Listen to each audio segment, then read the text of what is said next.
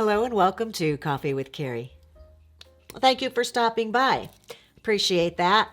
In my comments section recently, I've noticed a couple comments that kind of all had to do with the same thing. There were men mentioning the fact that they've approached women who then when they saw them again, they were not polite or didn't even act as if they'd known each other, or men saying that they don't want to approach women or that women are just not kind in those situations. So I've had women saying that I was sending out all the clues to this guy that I really wasn't interested, yet there he is walking up trying to start a conversation with me. And that can happen for a lot of reasons with women. It can be that they're in a relationship, they're actually working at the time, or that they're just not interested for some reason. But I think the thread running through some of these comments, and it kind of struck me this week, was that sometimes men are not aware of what signals women are sending out. So I looked it up and I found out, surprise, surprise, that some men are more likely than women to miss out on social cues, body language, and being able to read between the lines to pick up that this woman didn't want to be approached. I don't know the situations that these people were dealing with, but I thought I could maybe offer some words of wisdom here on how this is happening, this disconnect where men aren't recognizing this, and give some helpful tips on how you might better understand the body language, facial expressions, and nonverbal cues that women are sending your way. I think it would lend itself to you having a better understanding of situations in women, and I would like to be helpful in that way. So I hope you'll stick around because that's what's on the agenda. One woman said in the comment section, they just don't get it. I don't understand what they're missing here when you're communicating with them and they're not picking up. As they say, he wasn't picking up what I was laying down. And my first thoughts were, of course, that maybe he just never learned that. Or maybe it's just nervousness, right? That he's overcome with nervousness. He can't focus on picking up nonverbal cues when he's really more in his own head trying to give himself some courage to approach somebody he doesn't know if that's not a natural comfort level for him. And then finally, I thought, well, maybe your cues are different than what he's ever run into before. That he's never met a woman who gives these same types of nonverbal cues that you do. So kind of the other two all combined. But then I saw that Harvard had a study, and that made a lot of sense. They shared that men are not as adept at picking up on body language and nonverbal cues as women are. They don't necessarily read between the lines. They're a little bit more literal, that we sometimes know there are guys. This is obviously in broad terms. It was a study. I didn't say the study was 100% or even 50. I don't remember the percentages. But this was a finding that men are typically less likely to pick up on these nonverbal cues. It seems that men's skill set is geared towards picking up the bigger picture, taking in a broader range of information, and not actually looking at the minutia, which would be a woman's expression or the way she's shifted her body to give you some clues as to what she's thinking and or whether she wants to be approached. Men scan the situation. They don't focus in, surprisingly, on the face of the person they're talking to. If only they knew that we are leaking clues and that they should focus in on some of these smaller points, they'd be able to understand and read more clearly the signals that we're sending to them, hoping that they'll understand that yes, we're interested, or no, we're not, or please come over and approach me, or whatever your body language is signifying or projecting. So I'm sharing with you, gentlemen, that our faces are the key to our internal dialogue and what we're thinking. And you need only look at our faces and then take in the body language to see if it supports what you think our face just told you.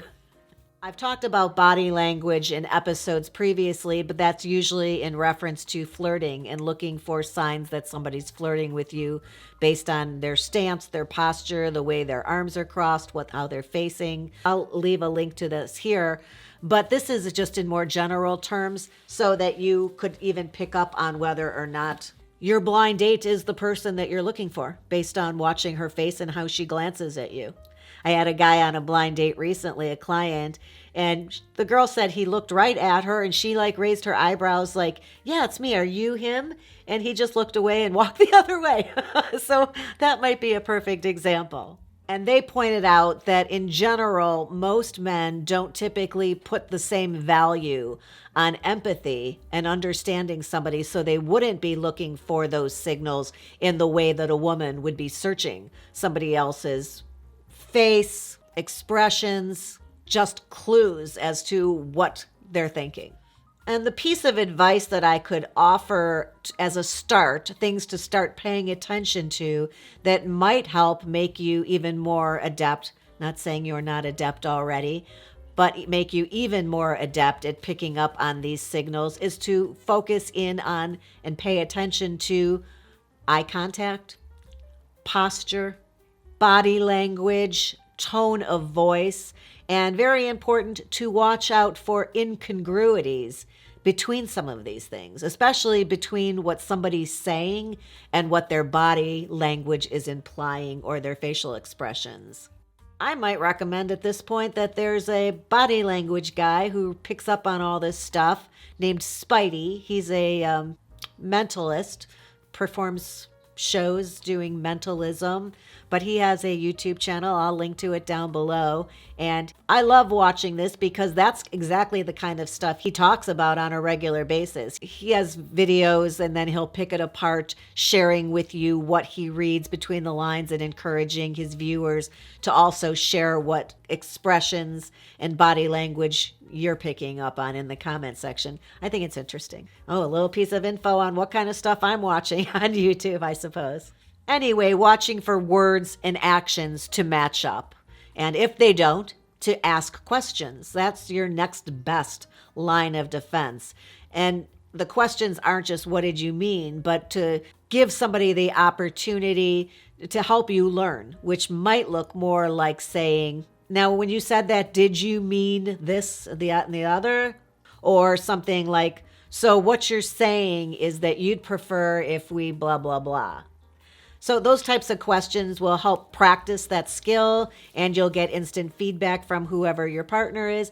And over time, by watching my friend's video channel and communicating in that way with your friends or partners or relatives, you'd become even better skilled at reading micro expressions and body language.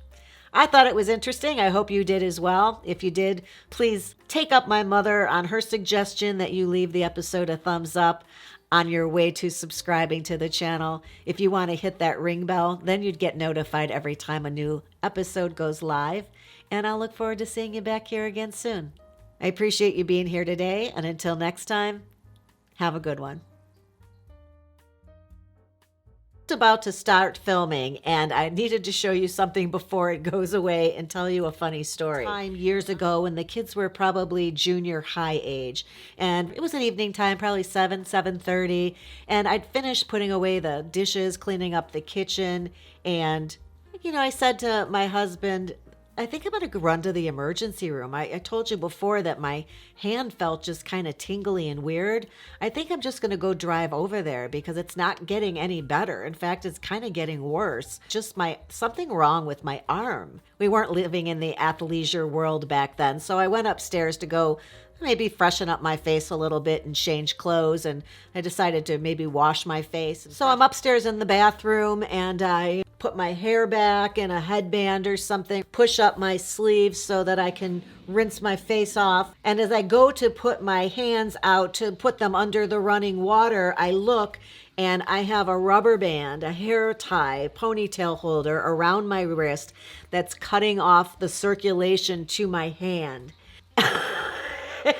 And the whole time I'd never bothered to look or pull my sleeve up to see that in fact it was just because this wrapper was cutting off all circulation to my hand. And I was laughing about it and reminded because I yet again had on a brand new ponytail holder that wasn't stretched out and was too tight. So I thought that was a very funny story and I just wanted to share it with you.